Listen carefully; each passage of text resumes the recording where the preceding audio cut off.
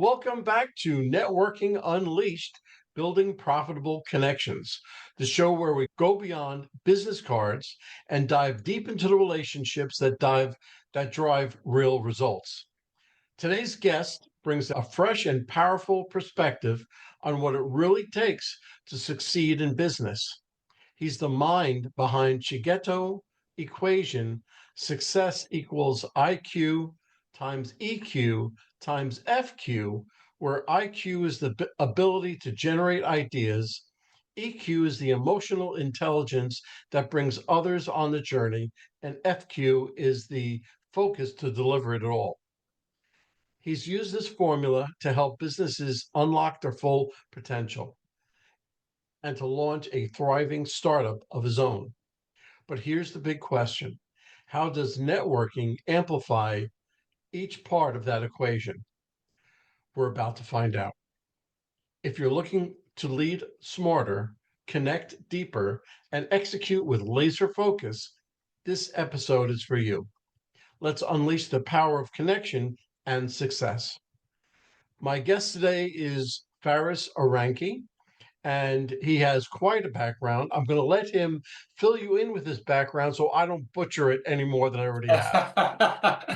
I don't think you could possibly butcher it, Michael, but what a lovely intro. And it's great to be with you, the listeners, the viewers. Well, it's just great to be with anyone. That's the power of networking.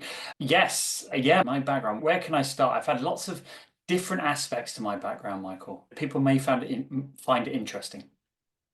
Okay, all right. So let's start with the IQ. Yeah. How do you see how do you see strong ideas connecting to strong networks? You're all, as I think this is a really great place to start, right? Great ideas are not built necessarily by one individual. Okay, when I work with teams, and my job today, I run a company where we go in and we get more out of teams than they would get on their own. Okay, and when we work on the IQ pillar, i.e., the quality of their ideas, the quality of their strategy, one of the biggest problems they have is they're not generating enough ideas. Often because either one person is doing it, either explicitly, i.e., they're only handing it over and saying, John, you come up with all the ideas, or they are effectively doing that without realizing because the boss has a favorite in the room or the extroverts are dominating. And you're sitting in the room as an independent going, there's 10 people in this room, but only one person is talking. If only they networked more, got to know each other more, saw the value that they'd have, suddenly they'd have 10 times the volume of ideas. Yeah, okay, not every idea is going to be great, but wouldn't you rather have 10 times the volume of ideas to start from and then sharpen those than to just start with one person's ideas, even if they're really good ideas? And that's where networking really can unlock your IQ, right? Talk to more people, be more curious, and suddenly your ideas will go through the roof. Great, great. That's fantastic. And I, being in business myself, was in a position to teach others, but that's really a sure sign of leadership. The person who's controlling the meeting, and as well as I do, when you are a leader instead of a boss, you're leading others to become future leaders. And that's Yeah. getting them to come out with their ideas and everything else. So that's very good. In your experience, how has access to the right people sharpened your best ideas? Oh, 100%. Every idea I ever had has been better by contact with the enemy. And if it sits in your head, it's going to be good, but it's not going to be great. And I constantly reminded of that get my ideas out. And just this morning, I was talking about how I built my business, right? And it was an idea. I was sitting in a corporate job, very happily paid, and I had this idea, I'm going to start this business. And I'm a strategic thinker. I was a partner in a strategy consulting firm for 12 years. And so I walked away fairly confident in my own abilities. I said, I've got an idea, sat in a room, wrote it down, spent 2 weeks.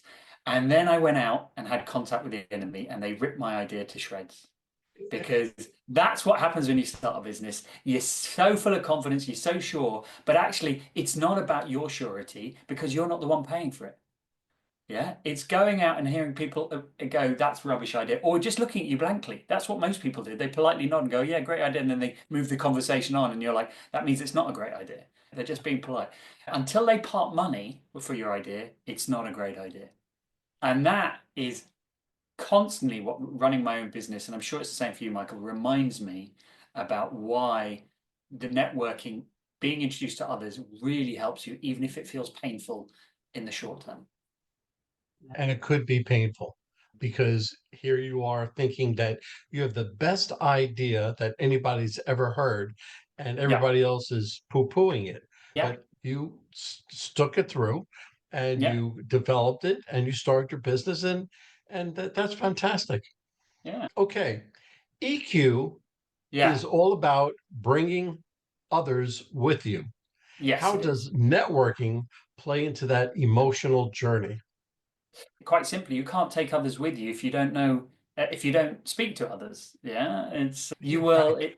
There's a big link to the IQ pillar here, which is we communicate and we go through life with our own lenses on. And that's great. And yeah, if you're lucky and you're surrounded by people who think like you, have experienced the same things as you, they'll be swept along and they'll enjoy the journey. But if you, as soon as you meet people who have a different frame of reference, your way of approaching things will be very alien to them. And don't be surprised if they start putting up resistance. So this is where EQ is, because it A, reminds you your view isn't the only view, and B, it brings in that richness of new ideas, new people that will help you on your journey. And I've got so many examples of this that it really is probably the number one area that I do personally. It's my default setting: meet more people, find out what you don't know, approach them how they like to be approached. But it's also the number one thing I end up doing in teams, in companies, is getting more people to know each other to a deeper level, because that always seems to just get teams working better together. That's so true. I personally believe that networking is the base for every company. Yeah. And without networking, you really can't have a company because you can't grow. And, I have a little thing here on my shirt. It says connect, learn, and grow. But first, you're connecting, then you're learning about the other person, and you're growing with them. So it's a very good thing. And a lot of people think I'm crazy, but I think this will resonate with you, Michael. I often recommend to companies that have reached a certain size to just employ someone who is a interconnector, right? Their job is chief networker. They have no content. Their job is just to walk the halls and go, "Hey, John, do you know Steve? Hey, Sarah, have you ever met Peter?" And broker that intro, because that will return its investment 10 times over in that company by just making those conversations a little bit easier. Great idea. I haven't heard that before, but that's a great idea. And if somebody who has a company is listening, I would really pay attention to what Ferris is saying. What do emotionally intelligent networkers do differently than the rest? Probably the single biggest thing they do is they listen more than they talk. They might talk just to start the conversation, but then they are not only listening by time, but they're listening actively. They are generally seem interested in what the other person has to say. They're not just waiting to speak themselves and boast about what they're doing. They are there going, "Wow, that's fascinating," and yeah, oh, tell me more. And yeah, that is like the closest thing to being loved. They say being listened to is the closest thing to being loved. So if you are a great networker, you are listening maybe 70-80% of the conversation. That's a big thing with networking as a whole. And I have something that I developed. I didn't Yeah, develop it. I actually stole it, but I use it. It's FORM because I have that in my head when I sit down with somebody. It's family, occupation, recreation, and a message. And you just pick one of them and yeah, have the other person speak about themselves, speak yeah. about their family, what they do, and have them talk. And you're not saying a word, you're just listening, but you're active listening. That's correct. I just thought I'd throw that in there. Okay, so FQ is all about delivering results. How Yes. can a well built network help you stay focused and finish strong? FQ is, we all get distracted. And this FQ isn't about, not one level, it's about not using your phone and not multitasking. But the real emphasis of focus quotient is prioritization. okay, is prioritizing and being really clear on what's important to you and therefore saying no to other things. Right? And so how networking can help you is in one of two ways. One, surround yourself, go and find other people who prioritize the same thing as you. It is easier to have that discipline and that prioritization if the people around you are also. Yeah. So that's number one. And number two, finding other people that you can hand over the tasks that are non-priorities for you is equally important way, right? Because obviously there's all these other tasks they still need to get done. They just don't need to get done by you. So go and find the perfect person to hand all those other things to. Okay? So that's why you need to network, not just for the sake of networking, but find people to surround yourself who will help you prioritize and find people you can hand off the non-priority tasks to. Very good. And being a former business owner myself, Yeah, I learned something early on. yeah, I did the things I enjoyed doing, but the mhm, things I really did enjoy doing, I handed off, or I yeah, hired somebody to do yeah, those things so I can really put the emphasis on the things I enjoyed doing. yeah. So that goes right along with what you're saying. Yeah. Okay. Have you ever leaned on your network to help move a stalled idea into execution? Yeah, it goes back to what we said about, or what we talked about being spending too much time in your own head, right? The great thing about a network and about the world today is you are never the first person to solve a problem. Right. Okay. And this is something I learned when I moved into consulting. We were encouraged to bring others on board and get others involved in the problem solving early. Whereas my first career was as a school teacher. That was very isolated. I felt I had to solve every problem myself, every lesson, design it myself, and similar. And once you realize that's why you keep a good network. And one of the best things I did early on in starting a business was creating a network for small business owners. And every month we get together and each person takes it in turn to throw out their biggest challenge for that month. And then we ask anyone who has faced that challenge to talk through how they got through it. Not somebody to speculate how they might get through the challenge, because that's great. Everyone's got a hypothesis and everyone's got an opinion on how they might do something. But if someone has actually solved it, let's give the floor to them. Let's hear them, right? And so many times, not only has that helped other people, that's helped me with my problems. I've turned up and said, I've had this month. I really don't know what to do. And someone steps from the shadows on the call and says, don't worry, that happened to me 2 years ago. This is what I did. And it's just immense having that pool of knowledge. That's great. That's great. I developed a networking group when I Yeah, was in New York, and I had two of them, one in New York, one in New Jersey. It was a group of small businesses, and that was really because I should have thought of that also. But it was just a weekly networking group that we got together. We all exchanged ideas or problems that we were having, and we all worked through them together. But it's almost the same thing. But I like your idea better because you really emphasize the problem that you were having, and somebody else who went through it is going to help you get through it yourself. yeah, So I like that a lot. Okay, so let's bring this all together. When all three, IQ, EQ, and FQ, are firing, how yeah. does networking act as the glue that holds it together? I think you'll hit this, you'll be in your flow, and what will happen is you will dip into your network to top up your own levels of IQ, EQ, and FQ, but you'll also give back to that group. And that's where the real power of networking comes.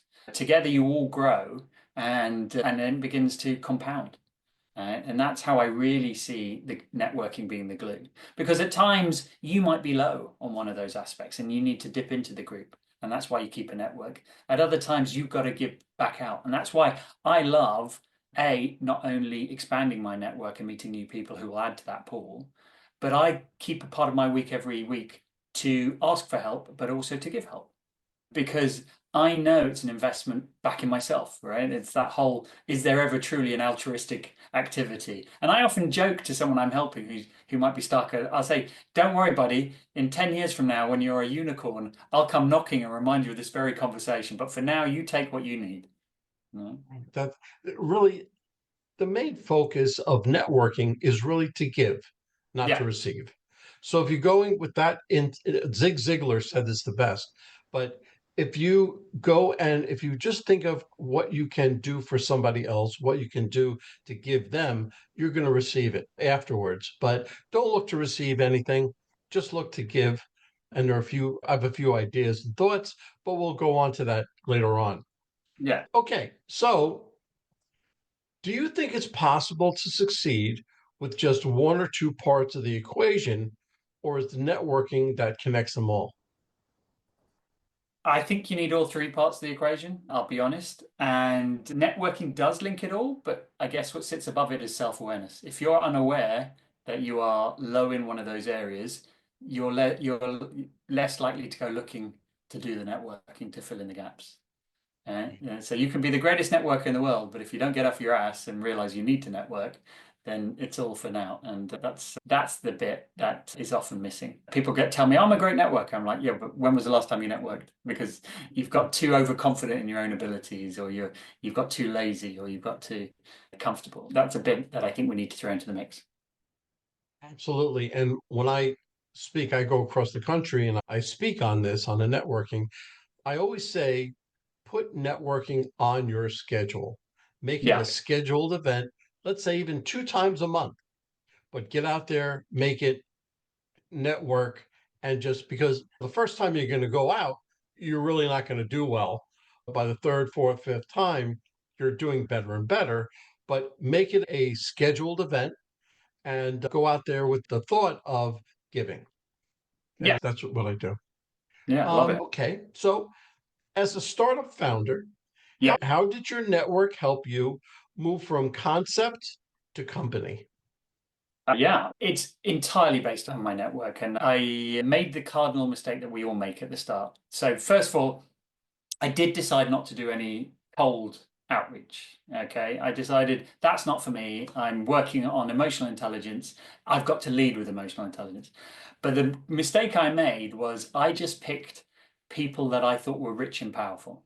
And I said, okay, yes, I know them a bit. So therefore, these are going to be the people I'm going to build my business around. I'm going to sell them lots of work. And I didn't sell to any of them. I had a hot list of 30 people. And all I did, Michael, was irritate them by contacting them too much. And unbeknownst to me, at the same time, something amazing happened from my network.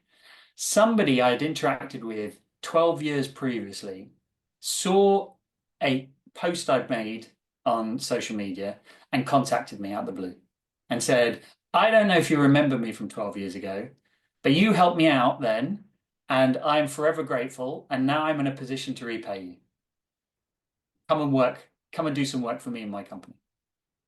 And once that happened, I said, after we did it and we had a chat and he told me the story of how it helped him, I sat back and thought, maybe there's other people from all the years I've worked who also think of me fondly. So instead of picking 30 powerful people now, let's just go looking for the people I enjoyed working with, who left a smile on my face, because maybe I left a smile on their face. And so I made it my mission to reconnect with those people. And do you know what? The more you find those people, those are the ones who became my clients. And those are the ones who helped Absolutely. me grow a successful business. Absolutely. Absolutely. And if you were good at what you do, or if you what you did, then it will come back to you. Yeah. So that's right.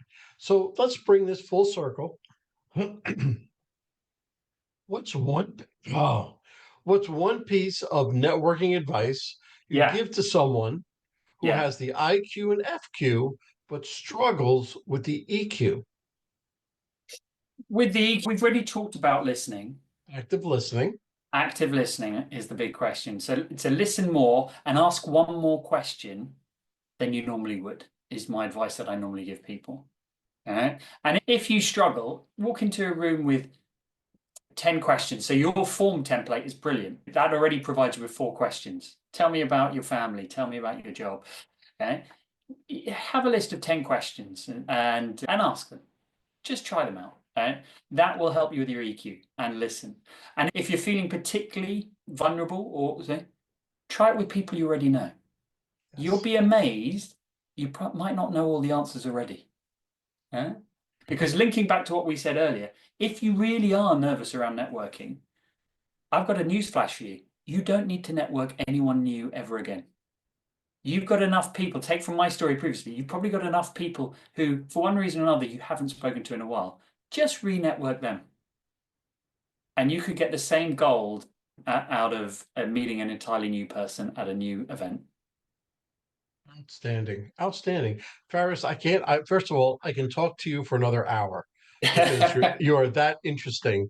But if somebody were to want to contact you, Yes, sir. want to ask you about coaching or starting a business or whatever the case may be, what's the Yeah. best way that they can get hold of you? So one of two ways. One, come and visit sheerghetto.com. That's the company website. We have some tips on there. We have some articles. You can contact me and the team. Or if to contact me directly, come and find me on LinkedIn. I spend probably a disproportionate amount of my time. Incidentally, I do a lot of networking on LinkedIn. But come and find me. It's Faris Arani. There's only one of us. There's only one of me. And I do post every day, sharing tips, tricks, but also I reply to every message so they can get hold of me. Outstanding. Faris, I can't believe this happened this so short. This podcast seemed to me like it was 5 minutes, but it's been longer. You were a great guest. Thank you very much for coming on, and I hope to speak with you soon. Thank you very much, Mike.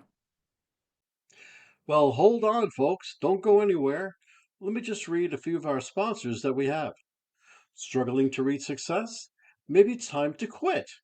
In Quit Your Way to Success by Rodney Davis, this reveals 27 steps to breaking bad habits that hold you back. This powerful book helps you rewire your mindset, take control of your actions, and turn setbacks into stepping stones. With real life examples, motivational quotes, and actionable lessons, especially for sales professionals, you'll gain the tools to quit, what's stopping you, and start winning. Transform your future today. So Quit Your Way to Success by Rodney Davis, available now on Amazon. And this is a nonprofit called Revved Up Kids. This is something I believe in wholeheartedly. Revved Up Kids is on a mission to protect children and teens from sexual abuse, exploitation, and trafficking. They provide prevention training programs for children, teens, and adults. To learn more, go to revvedupkids.org. That's REVVEDUPKIDS.org. Well, that's a wrap, folks. A huge thank you to our special guest for sharing such incredible insights today. And of course, a big shout out to you, our amazing listeners, for tuning in and spending your time with us. Remember, networking isn't about being perfect, it's about being present. So take what you've learned today, get out there, and make some meaningful connections. If you enjoyed this episode, don't forget to subscribe, leave us a review, and share it with someone who could use a little networking inspiration. Let's keep the conversation going. You can find me on Apple, Spotify, YouTube, or my website, Michael. Remember, until next time, keep practicing, keep connecting, and keep building those relationships. This is Michael signing off. Take care and happy networking.